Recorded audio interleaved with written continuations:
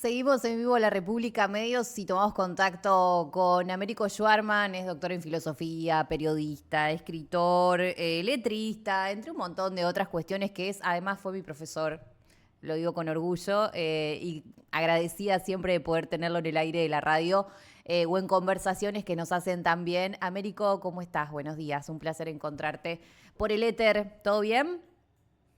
Hola Ani, un gusto estar en conexión con ustedes Igualmente. y a mí también me enorgullece mucho que hayas sido estudiante en uno de mis cursos allá lejos y hace tiempo. Uy, no, sí. No Bueno, recuerdo. bueno, otra vida, otra vida. Y sobre todo verte, bueno, desarrollando esta tarea que yo sé que te apasiona tanto como a mí, quizás más, y además generando espacios nuevos que tanta falta nos hacen para, para comunicarnos, para estar en contacto, para hablar de las cosas que nos pasan, ¿no? Porque si no, Mm. nuestra gente está todo el tiempo mirando lo que ocurre en la cabeza de Goliat, en la gran capital, en la gran urbe, y prácticamente desconoce las cuestiones más importantes que nos afectan y que le afectan cotidianamente, al punto de que yo un poco por ahí exagero, vos sabés que soy medio exagerado a veces, pero realmente nuestra gente no sabe quién es, cómo se llama el intendente del pueblo de al lado, y sabe hasta el último detalle de una pelea barrial en Buenos Aires, en la capital.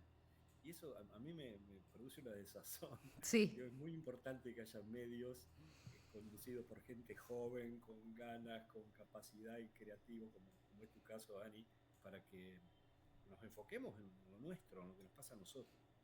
Gracias, Américo. Y dentro de esto que decís, estamos ahí en el diálogo a algunos días de lo que es también la presentación y la divulgación y la visibilización de tu libro sobre Alejo Peiret, digo, para aquellas que habitamos tierras del departamento Colón, la figura de un filósofo francés como Alejo Peiret no nos suena, no nos es indistinto este tipo, porque fue, digo, no sé, yo pensaba hoy, Anita Seijas está la puesta en el aire y en los controles, pero hoy pensaba, che, Alejo Peiret, la calle que se llama Peiret, que te divide Colón de San José, ponele, que está la granjita. Es el mismo. La marcó el tipo, boludo, la marcó el tipo, ¿entendés? O sea que hace medio siglo, un siglo y medio teníamos a este tipo ahí marcándote esto, pero además discutiéndote civilización y barbarie. Digo, tranquilo, Peiret, ¿no? Tranquilo. Sí, sí, sí, un personaje fascinante, Ani. Mm. eh, Conocido por nuestra gente, porque en varias de nuestras ciudades, precisamente en las que anduvo, ni hablar, eh, en Colón, en San José, en Concepción del Uruguay y en Paraná, que son las cuatro ciudades entrerrianas donde Peiret desarrolló sus actividades, y qué actividades, nada menos, es el fundador, aunque él siempre se bajaba el precio a sí mismo, él decía, el fundador es Urquiza, el organizador soy yo. Mm. ¿Eh? Y siempre marcaba que el fundador era Urquiza, pero en realidad Peiret es el fundador y organizador tanto de San José como de Colón.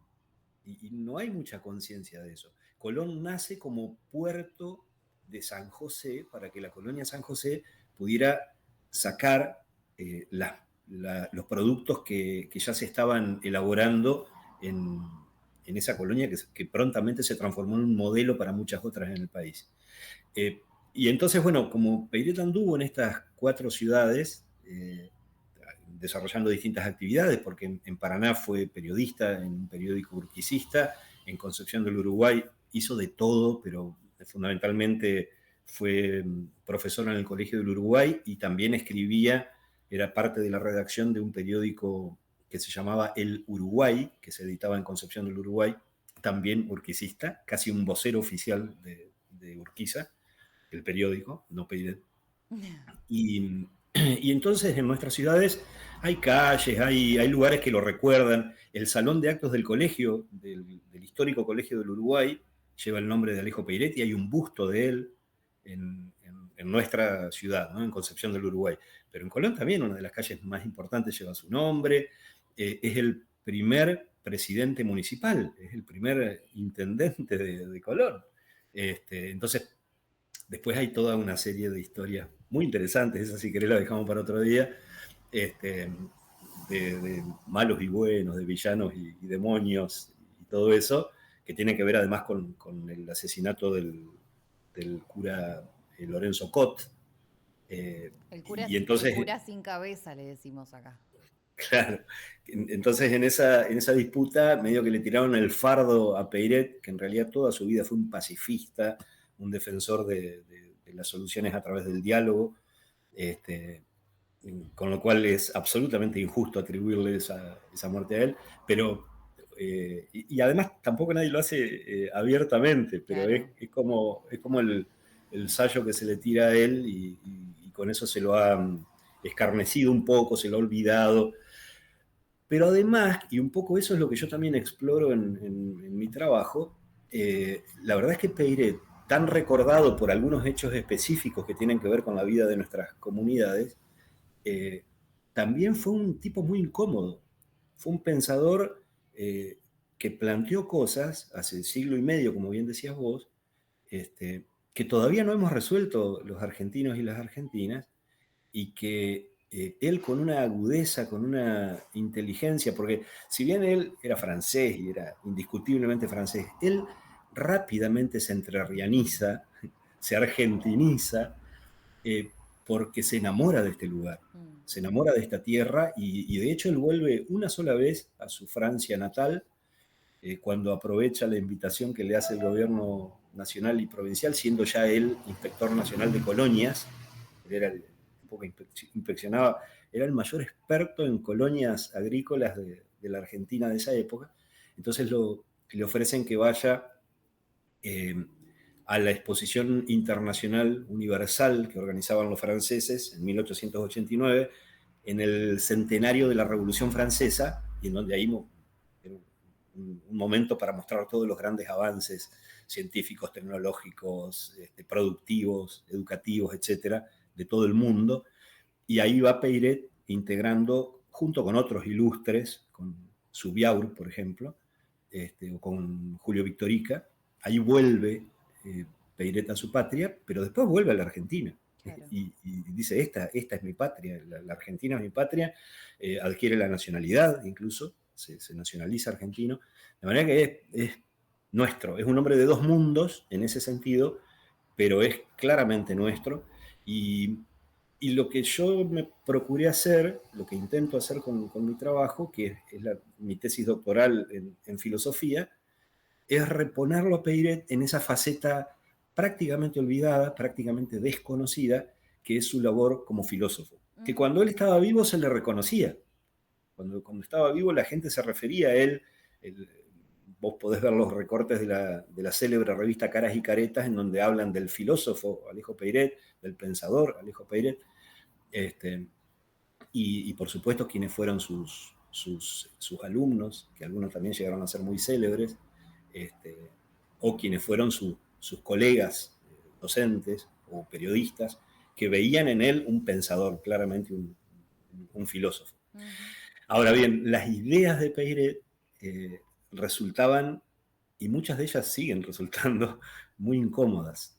Es muy difícil encasillarlo, es muy difícil, es uno de los aspectos más apasionantes de Peiret, y en muchísimos aspectos es un pionero absoluto, un verdadero adelantado a su época, pero que además tiene la formidable característica de que muchas de las cosas que él sueña y que él imagina como futuro para la humanidad, él las prueba en su actividad, porque al tener la posibilidad de organizar una pequeña ciudad, una colonia productiva agrícola como fue San José, él le da esa impronta.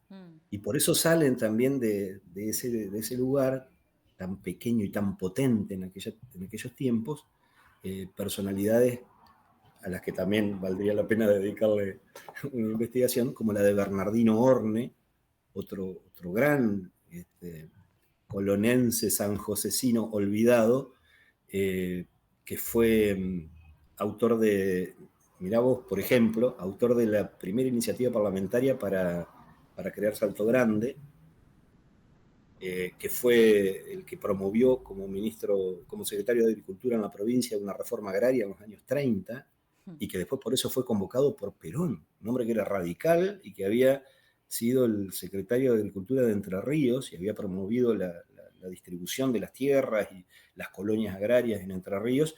Es convocado luego para hacer una ley, un proyecto de ley agrario por el gobierno, por el primer gobierno de Juan Domingo Perón. Personaje extraordinario, también casi olvidado.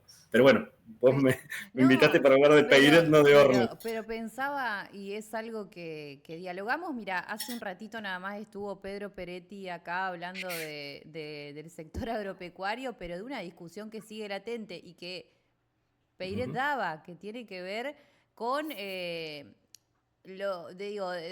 peón rural a la precarización de hoy. Seguimos discutiendo salarios, seguimos discutiendo la oligarquía terrateniente, digo, y de repente, claro que en esa época generaba incomodidad que un Peiret te diga esto, ¿no? O Sí, a sí. un Urquiza diciéndole esto.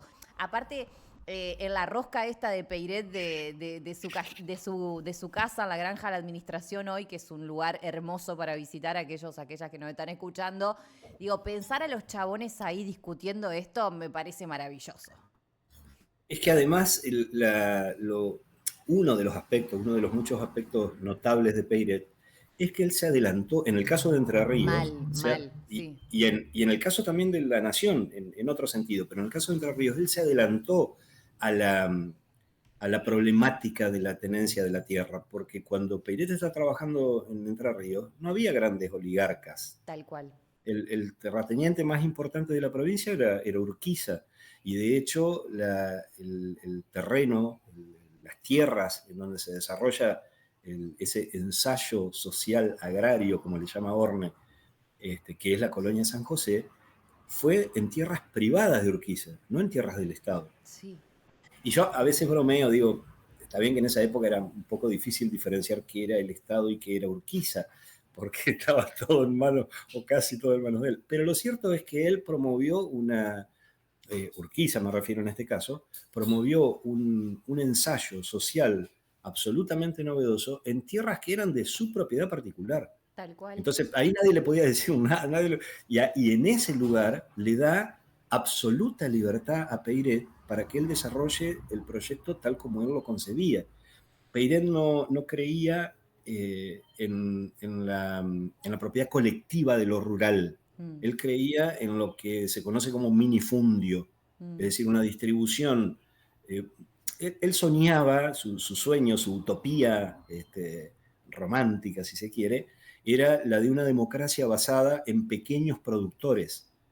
No ibas a tener, en el sueño de Pérez, no ibas a tener problemas de precarización laboral, porque no iba a haber eh, peones y patrones.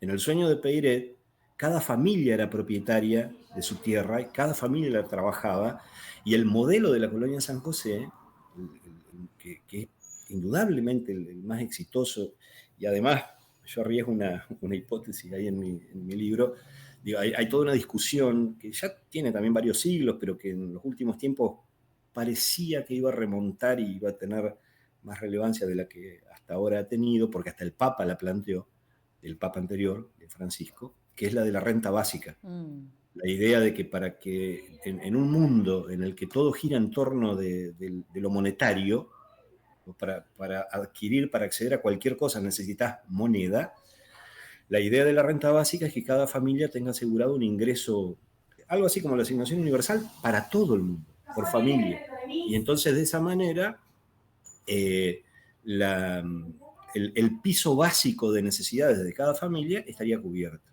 Ahora, a partir de ahí vos podés desarrollar una actividad particular, hacer lo que vos quieras, pero tenés un piso básico que se ocupa de distribuirlo el Estado. Esto lo plantearon filósofos como Rousseau, como Thomas Paine, el gran líder de la igualdad racial en los Estados Unidos, Martin Luther King, el gran filósofo Bertrand Russell, en nuestro país lo plantea desde hace años gente especialistas como Rubén Lobol o como Roberto Gargarella. yo mismo lo propuse en la Convención Constituyente en Entre Ríos en 2008. Pero digo, más allá de esas discusiones, que incluso, por eso lo enfatizo, el Papa Francisco lo tomó y lo planteó, Peiret hace algo parecido en la colonia de San José, Sí. porque en el contrato que los colonos firmaban con el general Urquiza, que era el dueño de esos terrenos, que además el contrato se conserva en el museo, hay varios ejemplares incluso, pero en el Museo Regional de San José, ese hermoso museo, uno de los más hermosos que hay en el país, Sí. se lo puede ver a ese contrato. A cada familia que se instalaba en San José se le aseguraba no solo un pedazo de tierra igual al de las otras familias, sino que además se le aseguraba por un plazo de 2 años todo lo necesario para subsistir. Todo. Una provisión mensual de café, de yerba, de harina, de mandioca, de azúcar, los animales, las herramientas de trabajo para arar la tierra, para cosechar, para sembrar, etc. Y a los 2 años, un plazo esperadamente razonable para que ese pedazo de tierra, esa familia comenzara a producir, a los 2 años empezaba a devolverle al general Urquiza lo que el general Urquiza le había dado para instalarse ahí.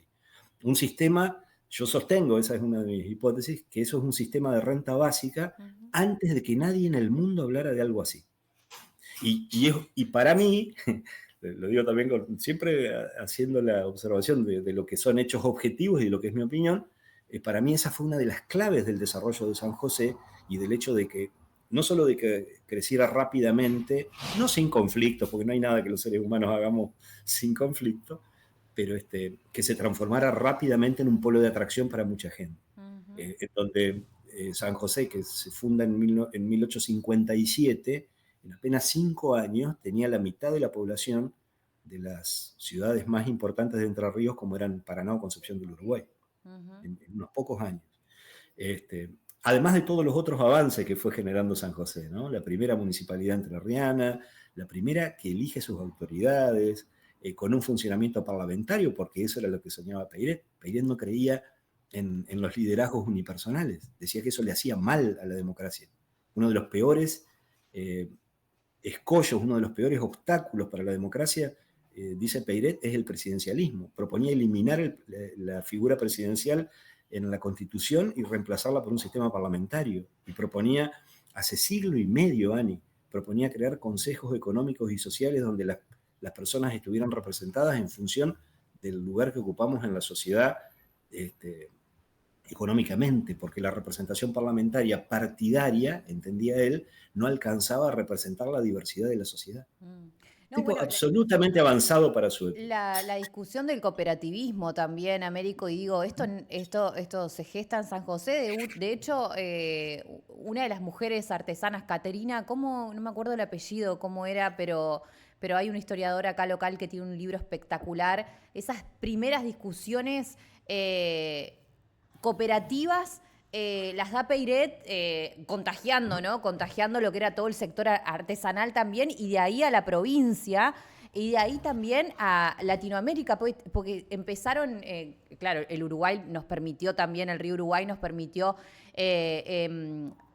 ampliar esos debates de cooperativismo que él promovía. Y que San José, quiero agregar esto también, que muchas veces me lo planteo en términos de lo que Peiret ha gestado y ha echado raíces, es que hoy vos no te encontrás con un sanjosecino o una sanjosecina que no forme parte de una comisión, que no forme parte de una cooperadora, que no forme parte de un club social. Y de repente no pasa 12 kilómetros de San José en Colón, que es mucho Sí. más atípico, ¿no? Pero digo, está ligado a esa constitución de participación que gestó las bases de esta ciudad. Sí, Peiret tiene muchos costados, como en el que marcás correctamente del cooperativismo, muchos costados en los que fue pionero absoluto. Por eso yo, es difícil sintetizarlo todo, pero si uno quisiera enumerar esas, yo lo puse en la contratapa del libro, que por si no lo han visto, es pero ahí, digo, puse algunas de las cosas más llamativas y menos conocidas, y que a la vez explican también por qué Peiret es un olvidado o un desconocido. Porque Claro, Peiret sí, cuestiona filosóficamente la fórmula civilización y barbarie, sí. y con palabras de una claridad y de una dureza también muy notables para la época. Cuestiona la guerra del Paraguay, eh, plantea la igualdad de varones y mujeres en todos los aspectos. Eh, es pionero del cooperativismo, pero también es pionero de la educación física, de la educación técnica. Plantea, cuando describe, a ver cómo lo digo para que se entienda con claridad, en 1858 él plantea la necesidad de que la colonia cuente con un laboratorio experimental para investigar cuáles son las variedades más pertinentes para el clima y para las condiciones climáticas y del terreno de nuestro lugar. Está planteando un INTA Mal, en mal. 1858.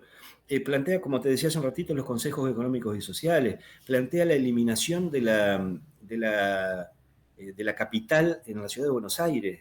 Hay que sacar la capital de ahí porque va a terminar siendo una urbe gigantesca en donde todos nuestros jóvenes, en lugar de querer quedarse a trabajar y hacer progresar su lugar, por lógica van a querer ir al lugar donde están las luces, donde está...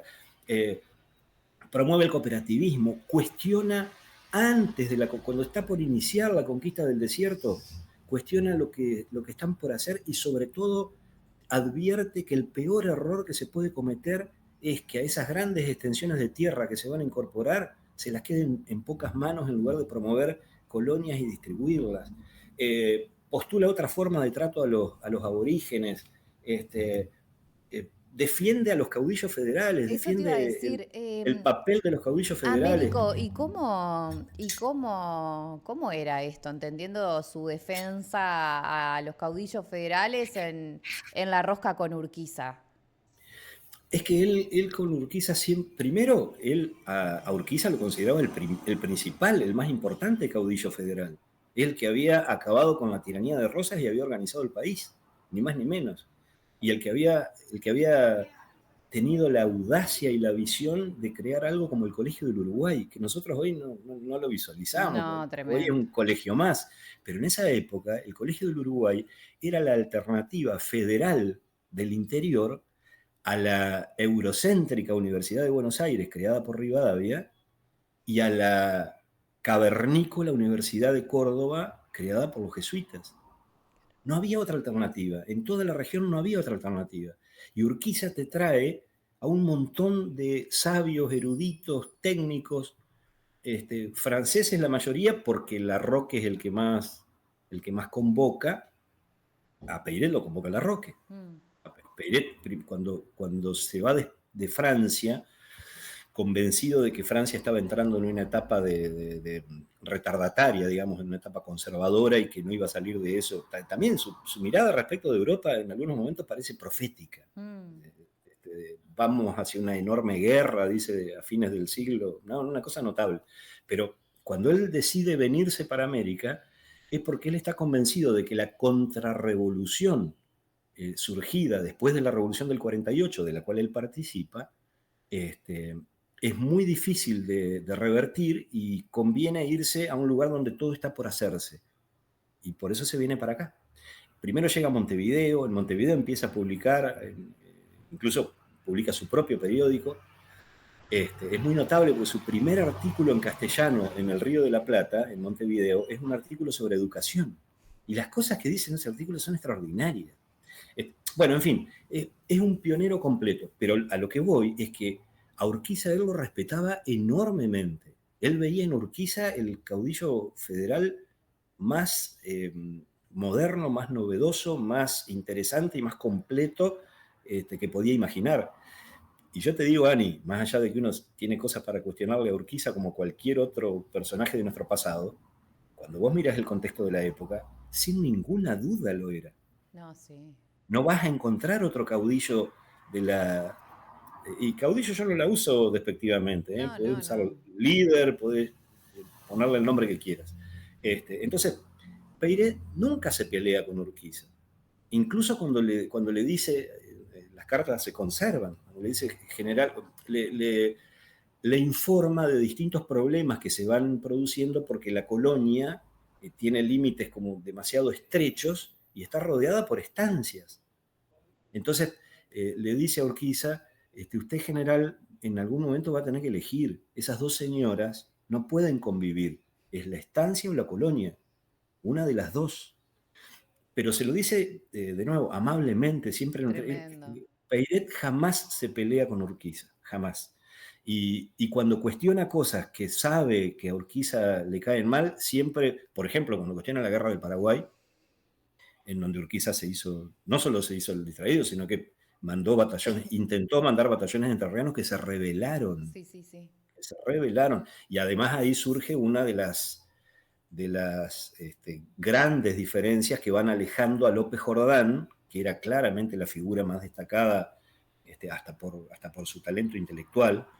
Peiret tenía un enorme respeto por López Jordán y se entera del asesinato de López Jordán estando todavía en Europa. Y en su diario anota con tristeza, anota que unos años antes, cuando se había publicado su libro Una visita a las colonias, se lo mandó a López Jordán. Muy interesante, esas son las anécdotas, la historia chiquita, ¿no? Pero se lo mandó con otro gran ilustre entrerriano olvidado, maldito, castigado por jordanista, que es Francisco Felipe Fernández, padre del teatro en la Argentina, entre otras cosas, otro fenómeno. Alumno de Peiret, amigo de Peiret después, jordanista. Entonces cuenta que le mandó el libro con Francisco Fernández y se lamenta de su profecía, de su capacidad profética, porque en la dedicatoria, un poco en broma, un poco en serio, por el aprecio que le tenía a López Jordán, en la dedicatoria le puso para el líder y mártir de la libertad de los pueblos. Y unos años después lo asesinan. Entonces, lo de mártir se lo había puesto porque López Jordán había sufrido mucho, había estado preso, exiliado, después tuvo que prometer que no se iba a meter más en política para que lo perdonaran y lo indultaran, en fin, todas esas cosas. Ahora bien, Peiret nunca fue militante jordanista.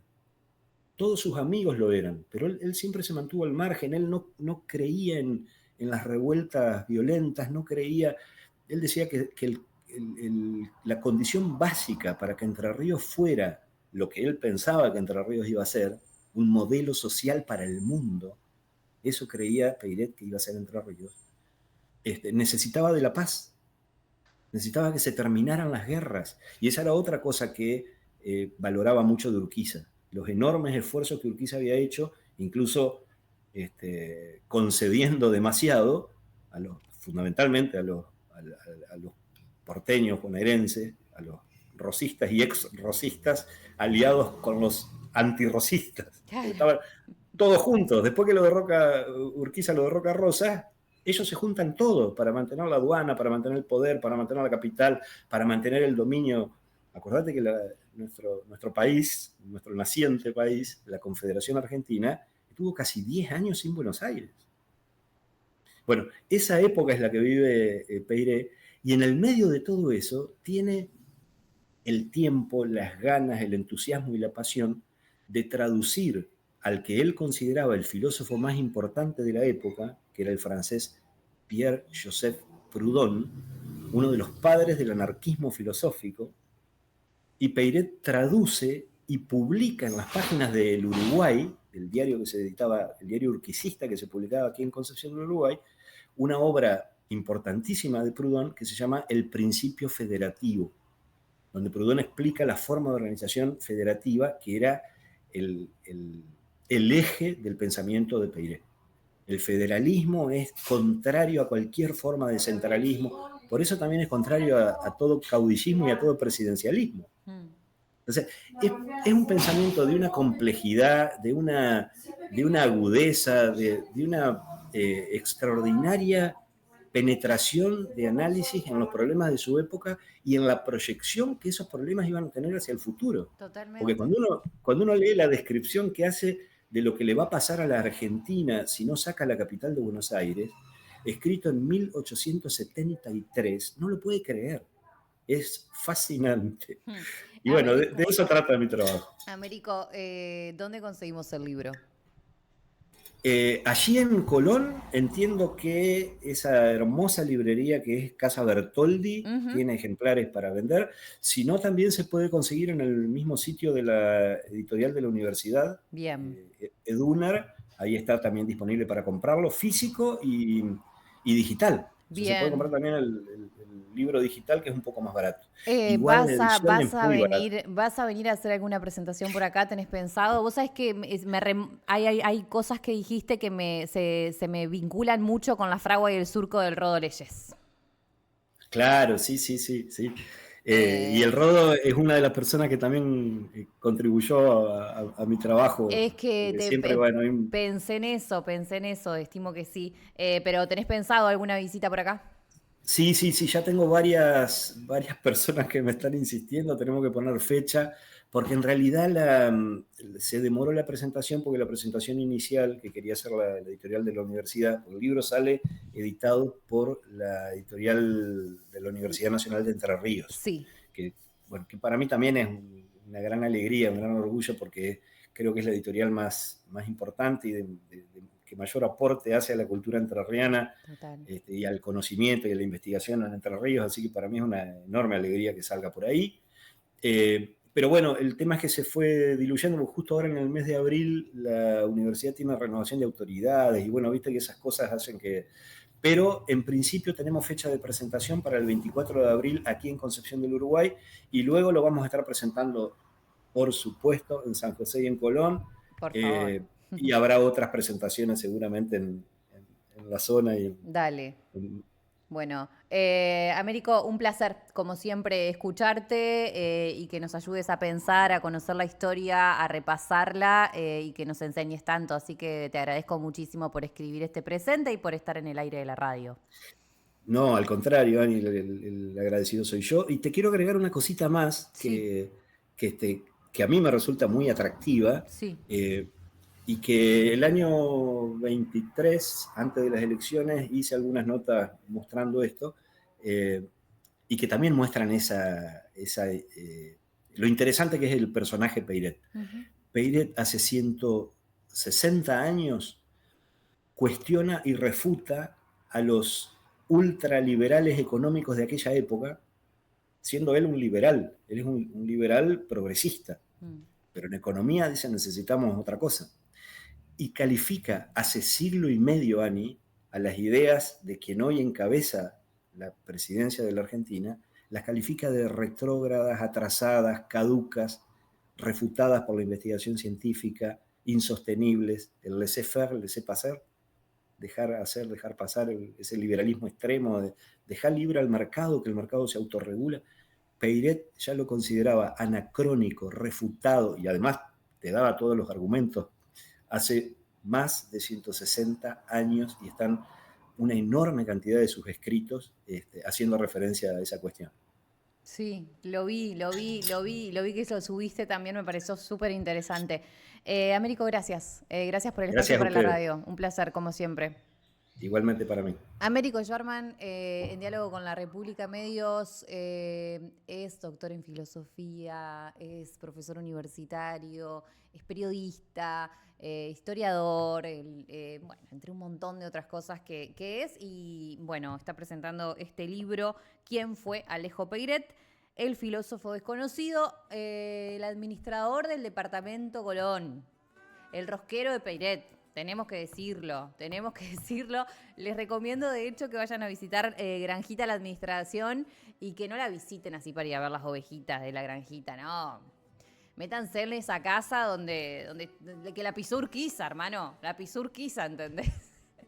Nos vamos. Estuvimos en el aire con Ani Seijas en la puesta, en la escena y en los controles. Ani Alegre por acá. Nos vemos el martes. Adiós.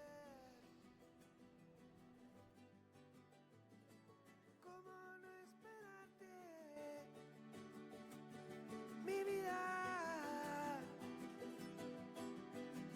si el cielo